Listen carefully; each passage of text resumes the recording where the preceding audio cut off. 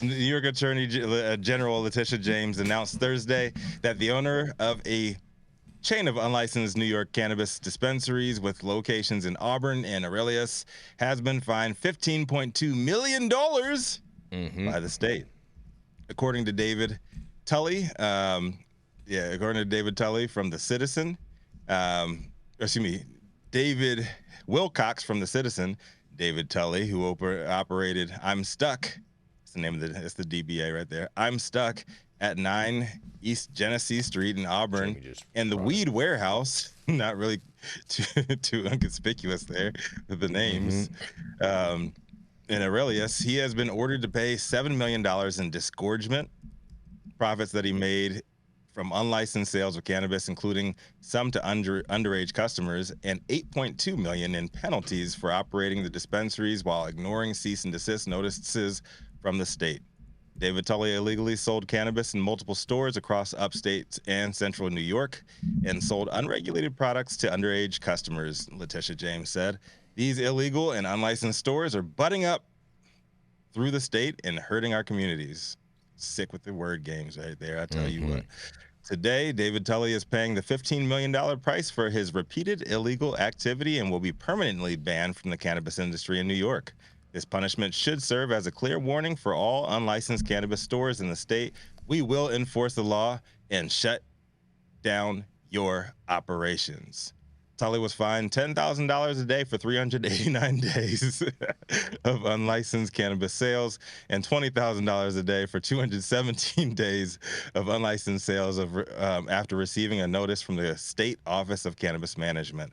The $7 million in disgorgement represents 90% of his profits from unlicensed cannabis sales between February 11th, 2022 and May 2nd, 2023, the office said. He also faces a $5,000 penalty for removing a violation notice from his location in the town of Lyons and must cover $1.3 million in costs incurred by the state attorney general's office. Along with his locations in Auburn and Aurelius, Tully operated 6 additional I'm Stuck locations in Wayne, Oswego, and Monroe counties. The Auburn and Aurelius locations, which respectively opened in January 2023 and sometime between the previous year, were raided by authorities in June 2023 and padlocked this August. The state's action followed visits by undercover investigators attempting to purchase cannabis at Tully's businesses. According to court records obtained by the Citizen, investigator Andrea Butenstein, an underage person posing as her daughter, visited the Cayuga County locations of I'm Stuck back in May 2023, and the daughter asked for products and told the employees she did not have ID, but products were sold to her anyways. One employee noted that they're supposed to check ID, but said nothing further. And another told the daughter, you're all right. Tully told the Citizen Thursday he will appeal the fine. But that wasn't the end of it. Tully also said that he plans to run for governor. And if elected, he would create transitional cannabis licenses for gray market businesses just like his. Tully claimed that I'm Stuck sold consultations, technically making his products gifts, not weed. Its locations were the first gray market dispensary shut down by the state as it launches its legal cannabis market. Well, I'm sure a wise wino somewhere said at one time that if you don't like the laws the way they're written, run for office. Quit whining and become he who writes the law. I don't know how this thing will shake out, and I'm pretty sure old boy ain't got the $15 million to pay the state for all these repeat offenses and all these locations. So I'm guessing he's on that what would Trump do phase of his problem-solving process, and here we are. I'm Rico Lamitte, the dopest dad on the street for High 9 News. Happy Memorial Day. What do y'all have to make of this guy? True American hero. This guy.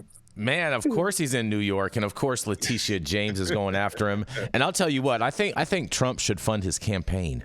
I think that would be the perfect way for this to roll out, since he said he's going to run for governor. If Trump would fund his campaign, that would be the move, because Letitia James is vehemently going after this guy, just like she's vehemently going after Trump. Vehemently? I like that word. Yes. That's a new one, Jason. Yes. Vehemently. Yeah.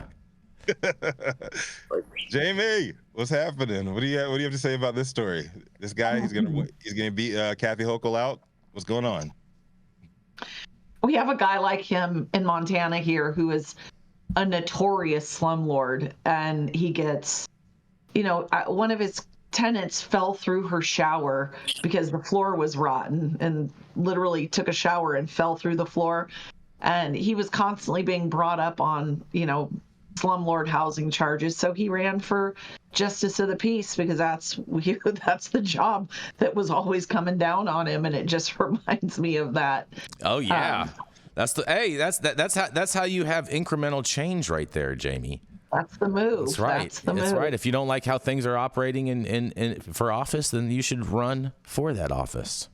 Exactly. Yeah, the biggest offenders make the best law enforcement, right, Jason? Yeah. Look at what's his name? George. What's his name?